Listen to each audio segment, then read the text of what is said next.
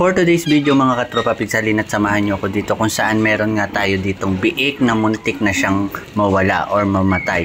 Kasi nga mga katropa pigs, medyo may kaartehan yung ating inahin sa pag-anak. Ayaw niya nang may nakakarinig siya ng biik na umiiyak. So paiba-iba po siya ng posisyon, kaya natatagalan po siyang maglabas ng piglet.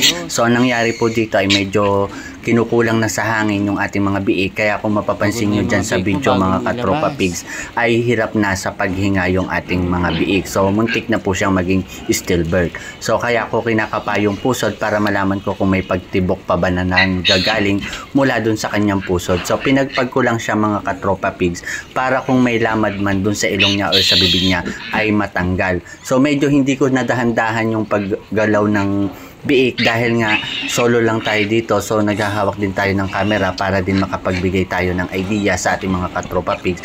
So yan ang ginawa nga natin dyan, ay binend-bend din natin at medyo talaga namang hinahabol ng piglets yung kanyang paghinga.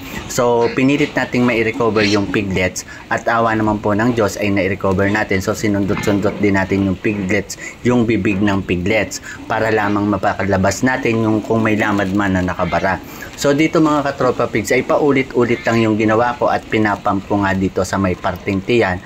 At banda-banda riyan dyan ng mga katropa pigs ay makikita nyo na humihinga na ng ayos yung ating piglet. So pagkaka-pump ko po dyan sa tiyan niya ay may lumalabas naman pong lamad. So inayos ko lang yung latag para naman medyo hindi matigas yung pag-pump ko sa kanya at nilagyan ko na rin siya ng Mistral dahil medyo madulas nga siya. Guys, yung Mistral nga pala, mas mabilis siyang makatuyo ng piglet, mainit din yan sa katawan ng ating mga piglets. At syempre tingnan nyo naman mga katropa pigs, talaga namang pinipilit nating mai-recover itong isang piglets na to. Hinahabol na niya yung kanyang hininga at awa naman po nga ng Diyos ay ating napa-recover ito mga katropa pig. So hintay-hintay lang po natin at magiging okay din tong mga piglets na ganito.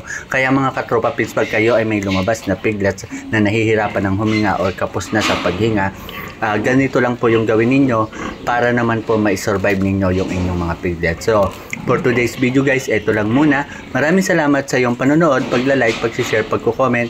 At kung di ka pa nakapollow sa page ko, i-follow mo na ako para lagi kang updated sa mga video ko. At kung may natutunan ka sa video na to guys, paki-share naman para may matutunan din yung iba na hog racer na katulad natin. Happy farming po and God bless us all. Bye-bye!